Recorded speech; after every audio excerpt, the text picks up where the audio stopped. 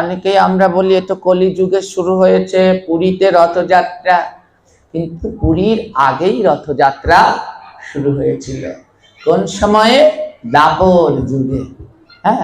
এই রথযাত্রার সৃষ্টি হয়েছিল মূলত দ্বাপর যুগে। কিভাবে রথযাত্রা হলো? এই রথযাত্রা কবে হলো তাহলে? কোন যুগে? দ্বাপর যুগে রথযাত্রার সূচনা হয়েছিল। তখন জগন্নাথ, বলরাম, সুভদ্রা তালোধ্বজে বলরাম, মধ্যখানে দর্পদলনে সুভদ্রা, তারপরে নন্দী ঘোষে করে যায় জগন্নাথ দেব। তাই সবার আগে টানতে হয় বলরামের রথ। বলরাম দেখবেন রথযাত্রার দিন কত সাধুরা রথ টানছে, কিন্তু উল্টো রথের দিন কোন সাধুরা রথ টানছে না। কেন জানেন? ব্রজের সাধুরা কি করে? রথ টানে, কিন্তু উল্টো রথ আর টানে না। বলে আমাদের কৃষ্ণ জগন্নাথ আমাদের বৃন্দাবনেই থাক। চেতনা ফিরেছে। কবিরাজকে ডাকা হয়েছে। কবিরাজ, এই জগন্নাথ, বলরাম, সুভদ্রা অসুস্থ হয়ে গেছে, এবার এদের সুস্থ করবার উপায় কি? কবিরাজ বলছে এদেরকে একটু হাওয়া বদল করতে হবে। হাওয়া বদল বোঝেন? যখন কেউ অসুস্থ হয়ে যায়, এক জায়গায় থাকলে আরো বেশি অসুস্থ হয়ে যায়, তখন তাকে একটু ঘুরতে নিয়ে যেতে হয়। কবিরাজ বলছে জগন্নাথ, বলরাম, সুভদ্রাকে একটু ঘুরতে বাইরে কোথাও নিয়ে যান, তাহলে তারা আবার সুস্থ হয়ে যাবে। তখন জগন্নাথ তখন আশীর্বাদ করলো, বেশ, কলিযুগে আমি এই জগন্নাথ বলরাম রূপে রাজা ইন্দ্রদুম্নের কাছে ধরা দেব। সেই পর্যন্ত অপেক্ষা করো। তখন আজ জগন্নাথে মহা রথযাত্রা মহোৎসব। আজ এই রথযাত্রার সূচনা কোথায় হয়েছিল বলতে পারেন? এই রথযাত্রার সূচনা কোন জায়গা থেকে রথের শুরু হয়েছিল? জোরে বলুন। রথের শুরু হয়েছিল কোথা থেকে? সবাই তো আমরা রথ টানলাম, রথের শুরু হয়েছে কোনখান থেকে? পুরী থেকে? মায়াপুর থেকে? না, মায়াপুর তো অল্প দিন আগে, আর তারও আগে রয়েছে পুরী শ্রীক্ষেত্র। আদৌ রথযাত্রার শুরু পুরী থেকে নয়, রথযাত্রার শুরু হয়েছিল বৃন্দাবন থেকে। দ্বারকা থেকে বৃন্দাবন। আর ওই যে পুরীতে তো পুনরায় হয়েছে, পুরীর যে মন্দির যেখানে জগন্নাথ সব সময় থাকে, ওটা হলো দ্বারকা, ভগবানের ঐশ্বর্যে। আর যেই মাসির বাড়িতে বেড়াতে যায় গুন্ডিচা মন্দির, ওটা হলো মাধুর্য, ওটা হলো বৃন্দাবন। আদৌ এই রথযাত্রার শুরু, অনেকেই আমরা বলি এটা কলিযুগে শুরু হয়েছে, পুরীতে রথযাত্রা, কিন্তু পুরীর আগেই রথযাত্রা শুরু হয়েছিল। কোন সময়ে? দ্বাপর যুগে। এই রথযাত্রার সৃষ্টি হয়েছিল মূলত দ্বাপর যুগে। কিভাবে রথযাত্রা হলো? ভগবান শ্রীকৃষ্ণ তারা ক ভাই বোন? জোরে বলো। 3 ভাই বোন। কে কে? জগন্নাথ, বলরাম, সুভদ্রা। জগন্নাথই হলো গিয়ে কৃষ্ণ, আর বলরাম তো বলরাম, আর সুভদ্রা, এই 3 ভাই বোন। তো এরা দ্বারকায় ছিল জগন্নাথের রাজধানী। সেখানে জগন্নাথের বিশাল রাজত্ব। ভগবান কৃষ্ণের সেখানে দ্বাপর যুগে সেখানে তার বিশাল রাজত্ব। সেই 16,000 তার সহধর্মিনী নিয়ে বিশাল যদুবংশ।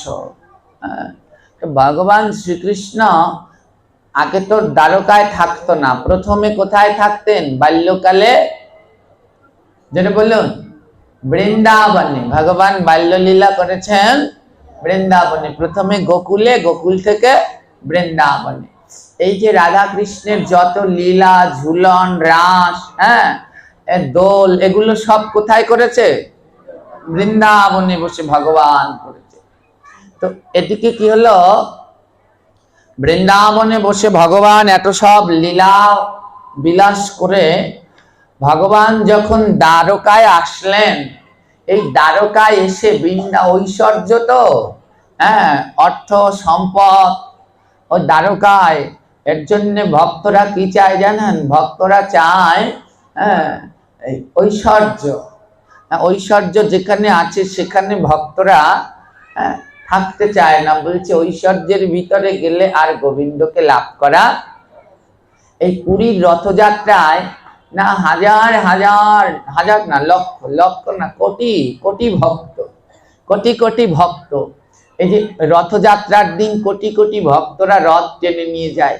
কিন্তু উল্টো রথের দিন দেখবেন, রথযাত্রার দিন কত সাধুরা রথ টানছে, কিন্তু উল্টো রথের দিন কোনো সাধুরা রথ টানছে না। কেন জানেন? ওই জগন্নাথ মন্দির থেকে রথ নিয়ে গুন্ডিচার বাড়িতে যায়, মানে ওই ঐশ্বর্য থেকে, দ্বারকা থেকে নিয়ে বৃন্দাবনে যায়। তো বৃন্দাবনে গেলে কেউ কি আবার দ্বারকায় আসতে চায়? ও মধুর ভজন ছেড়ে কে আবার ঐশ্বর্যে আসতে চায়? তাই ওই ব্রজের সাধুরা কি করে? রথ টানে, কিন্তু উল্টো রথ আর টানে না। বলে আমাদের কৃষ্ণ জগন্নাথ আমাদের বৃন্দাবনেই থাকে। তো ভগবান কৃষ্ণ যখন বৃন্দাবন ছেড়ে চলে গেলেন দ্বারকায়, ঐশ্বর্যের ভিতরে ডুবে গেলেন ভগবান। সেই বৃন্দাবনের মা যশোদা, নন্দ, শ্রীমতী রাধারানী, ধেনুবৎসগণ, কারো কথা তার আর মনে নেই। মা যশোদা যে এক পলক গোবিন্দকে না দেখলে বাঁচে না, সেই মা যশোদা কান্না করেছে 100 বছর, কৃষ্ণ বৃন্দাবনে আয় আয়, এ নাম শুনলে আমার প্রভুর বড় আনন্দ হয়।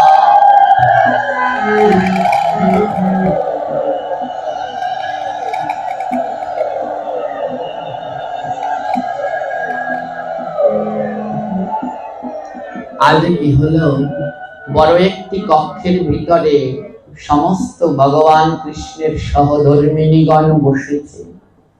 এবারে দরজা আটকে বোন সুভদ্রাকে বলছে, সুভদ্রা তুই এই দরজার কাছে পাহারা দে, জগন্নাথ আর বলরাম যেন এই ঘরের ভিতরে না আসে। সুভদ্রা দরজার কাছে বসেছে পাহারা দেওয়ার জন্য। কেমন ভাবে?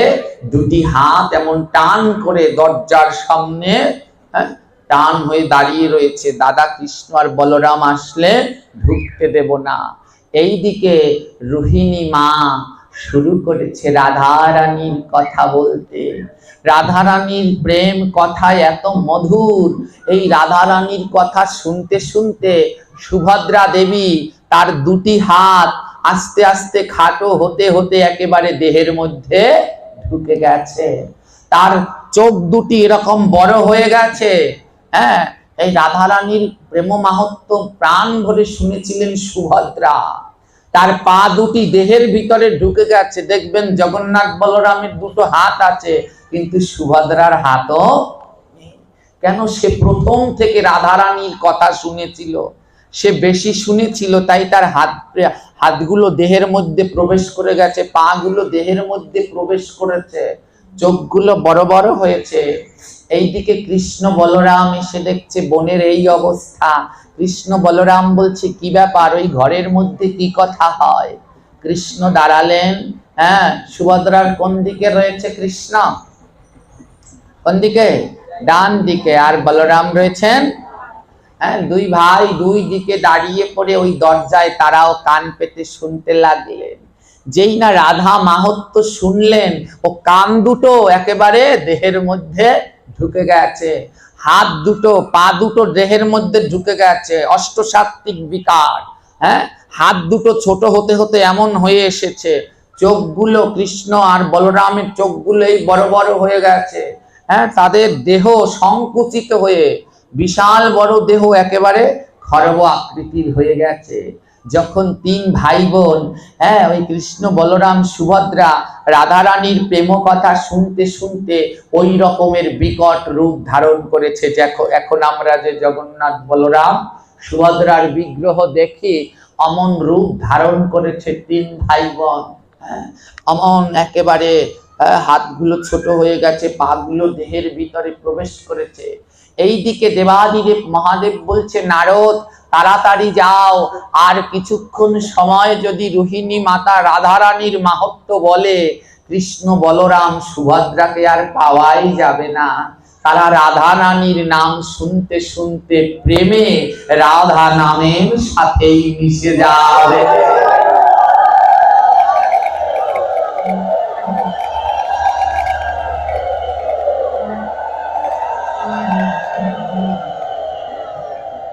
নারদ ছুটে গিয়ে রোহিণী মাতাকে থামিয়েছে, মা আর রাধা নামের মহিমা বর্ণনা করো না, তাহলে যে আমার কৃষ্ণ প্রেমে রাধা নামে প্রেমে গলেই যাবে।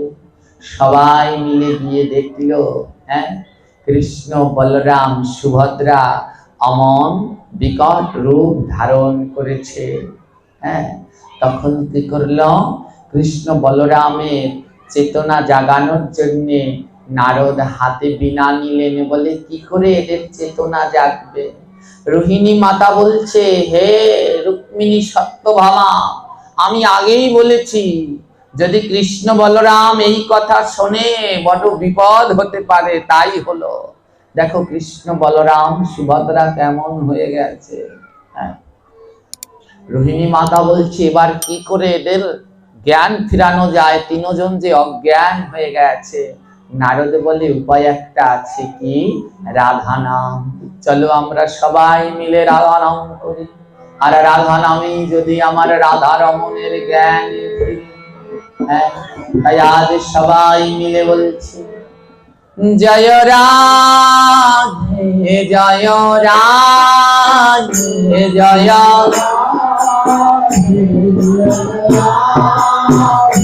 জয় রাধে জয় রাধে।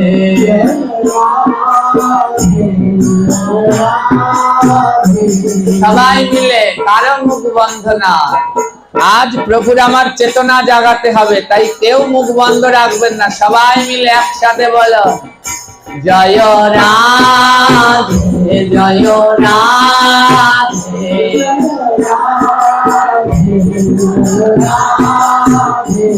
বলো, শ্যাম সোহাগী রাধা রানীর জয় জয় জয়। বলো, বিশ্বভানু নন্দিনীর জয় জয় জয়। জয় রাধে জয় রাধে জয় রাধে জয় রাধে।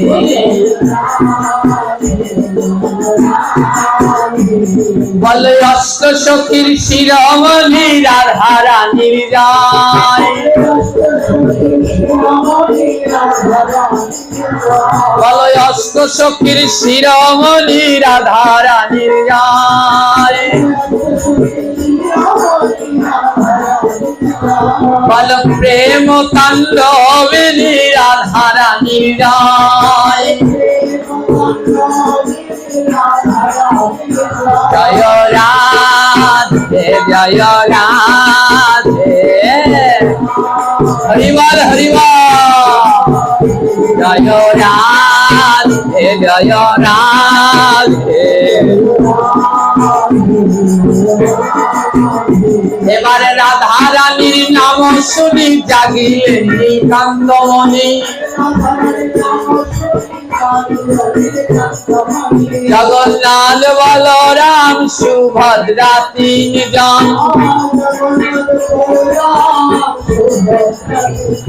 রাধা নামে তাহাদের হইল চেতন।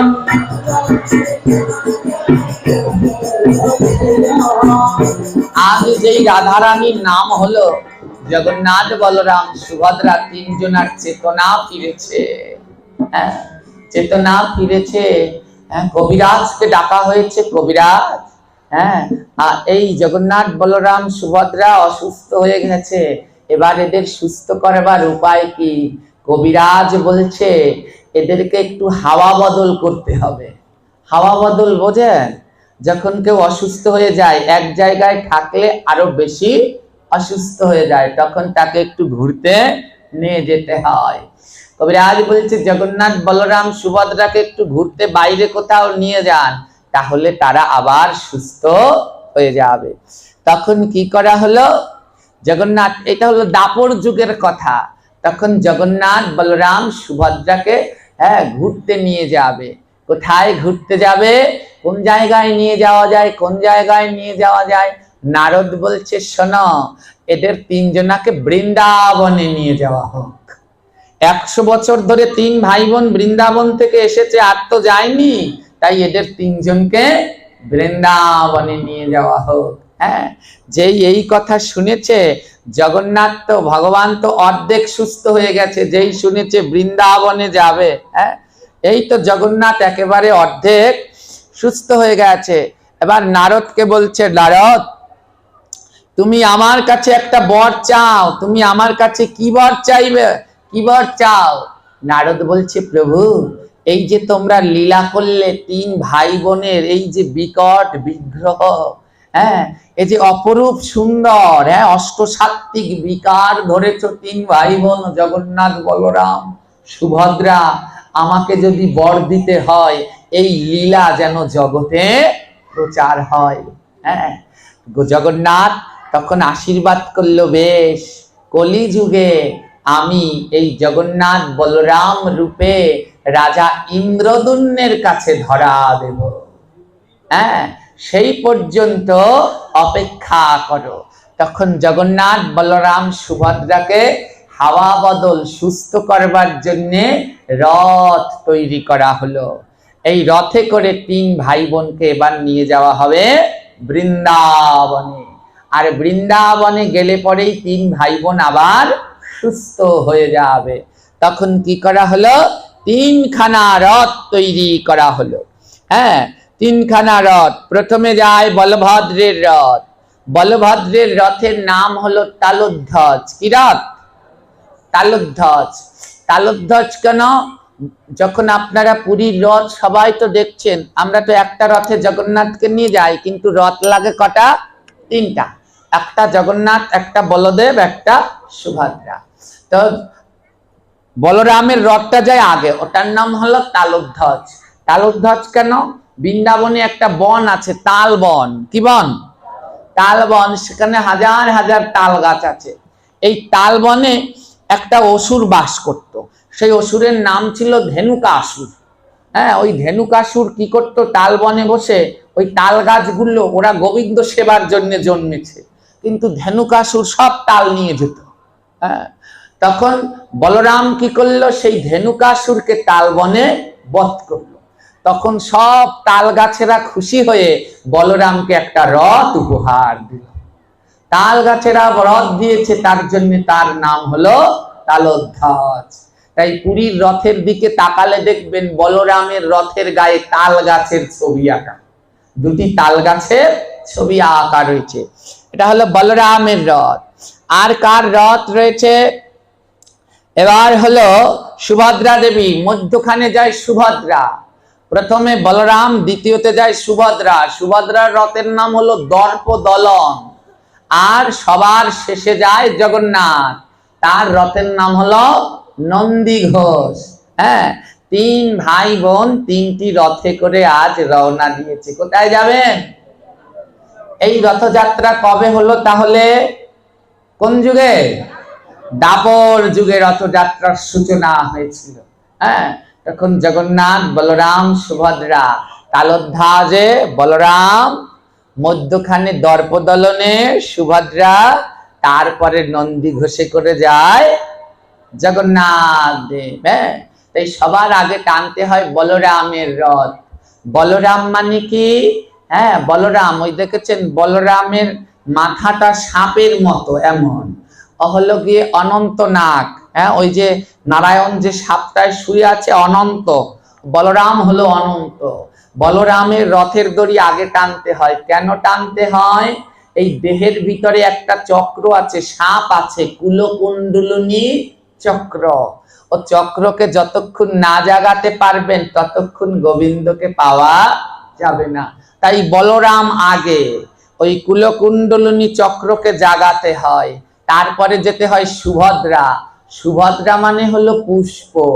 এই জগন্নাথের স্নান যাত্রার দিন জগন্নাথের গজবেশ হয়, দেখেছেন কেউ? জগন্নাথ সাজে কালো হাতি, বলরাম সাজে সাদা হাতি, আর সুভদ্রা সাজে একটা পদ্ম ফুল। অর্থাৎ কুলকুণ্ডলিনী চক্রকে জাগিয়ে সুভদ্রা মায়ের কৃপা নিয়ে ওই পদ্ম ফুল সংগ্রহ করো, সেই ফুল নিয়ে জগন্নাথের চরণে অর্পণ করো।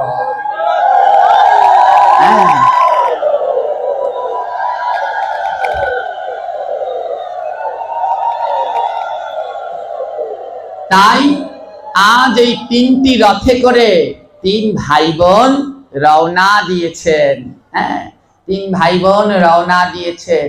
এবার বলুন, জগতের যিনি নাথ জগন্নাথ, এই বিশ্ব ব্রহ্মাণ্ডের সব ওজন যার গায়ে, তাকে কি টেনে নেওয়ার সাধ্য আমাদের কারো আছে? আজও পুরীতে দেখবেন ওই জগন্নাথকে পাহুন্ডি বিজয় রয়েছে। আমি আলোচনাগুলো করব, খুব মধুর। তো ওই যখন জগন্নাথকে আনা হয়, শ্রীমন্দির থেকে রথে ওঠাবে, জগন্নাথকে নিতে পারে না। পুরীর পান্ডারা এত টানাটানি করে, নিতে পারে না। দেখেছেন আপনারা ভিডিওতে? একটা জিনিস লক্ষ্য করেছেন, কিছু পান্ডাদের হাতে লাঠি আছে, দেখেছেন?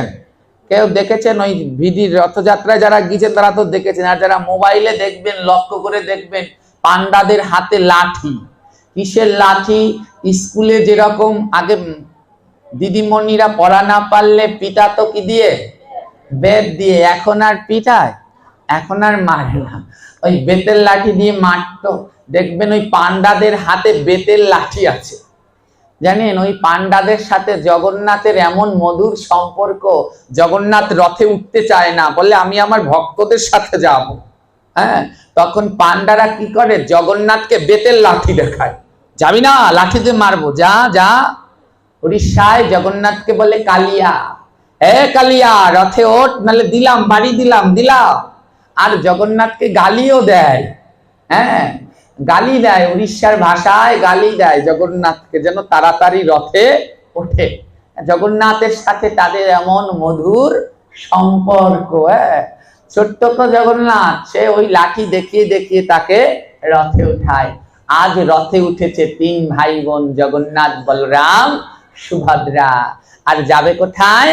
বৃন্দাবনে। দাপর যুগে গিয়েছিল দ্বারকা থেকে বৃন্দাবনে। আর পরে সেই কলিযুগে গেল ইন্দ্রদুম্নর কাছ থেকে তার মাসি বাড়ি গুন্ডিচা দেবীর কাছে। আজও পুরীর মন্দিরকে বলা হয় দ্বারকা, আর সেই গুন্ডিচার মন্দিরকে বলা হয় শ্রী বৃন্দাবন। তাই আজকে তিন ভাই বোন চলেছে। আজি রথে চলে চলে আমার প্রভু জগন্নাথ, রথে করে চলে আমার। আজি রথে করে চলে আমার প্রভু জগন্নাথ।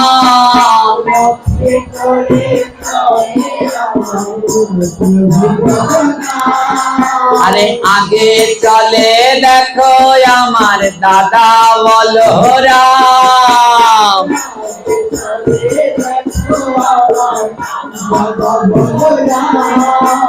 তালো ধ্বজ দাদার রথের নাম।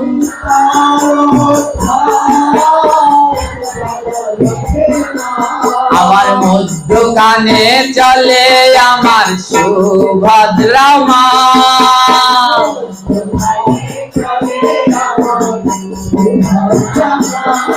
আরে গর্ভ দলন না হলে যাওয়া যায় না।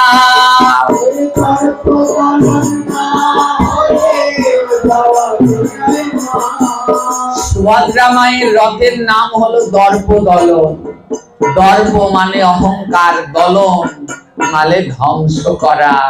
বলে যতক্ষণ পর্যন্ত দেহের দর্প অহংকার না যাবে তোমরাও জগন্নাথ ক্ষেত্রে যেতে পারবে না। আর দুই ভাই বোন গেল। এবার তৃতীয় রথ নন্দী ঘোষে চড়ে যায় প্রভু জগন্নাথ।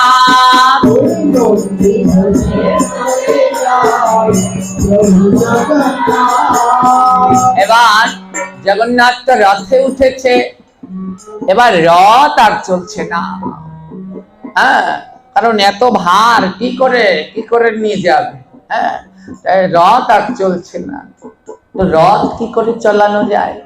তো এবার প্রভু দেখবেন, যখন আমাদের মন খারাপ হয় তখন আমরা কি বলি, কিরে তুই মুখ ভার হয়ে আছিস কেন, বলি না?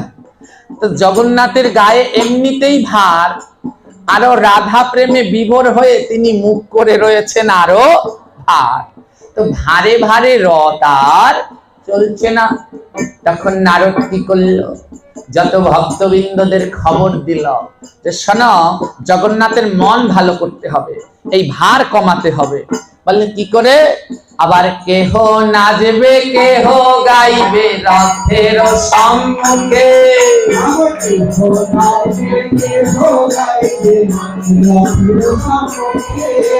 তাহাতেই জগন্নাথের ভার কমে যাবে।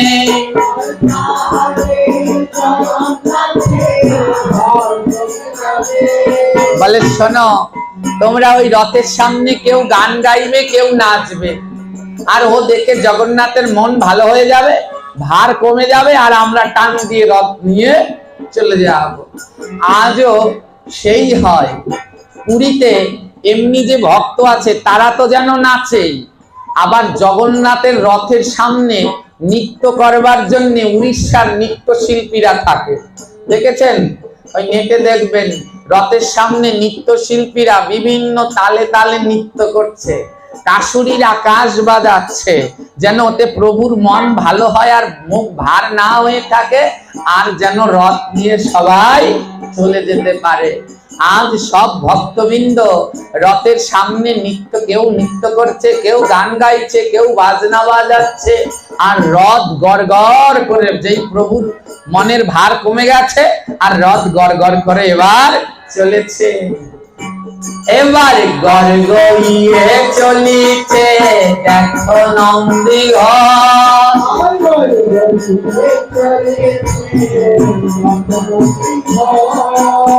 হ্যাঁ, গড় গড় করে কেন?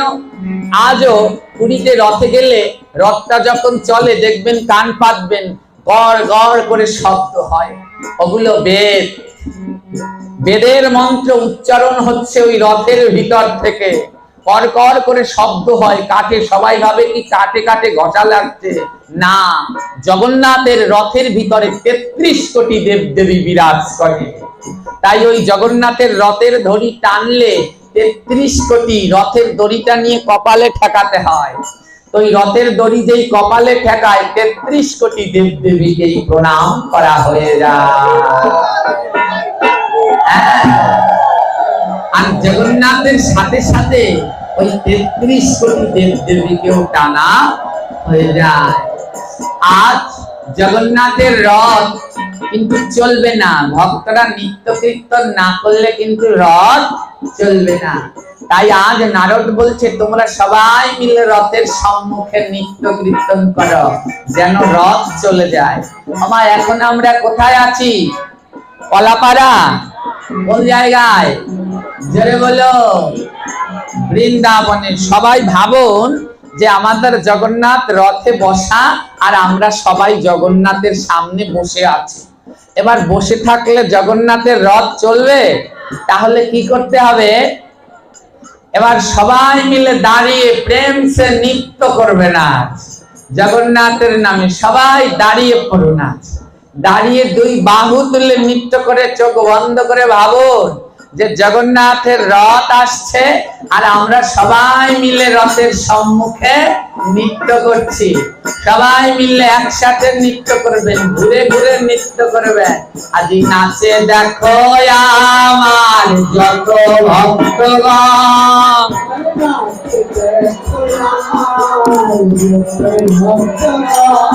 আরে কখনই রথের দড়ি দিল যে সবটা,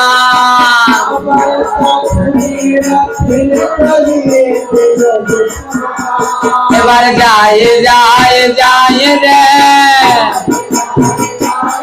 আদি রথে করে যায় জগন্নাথ দেখো চলে যায় রে।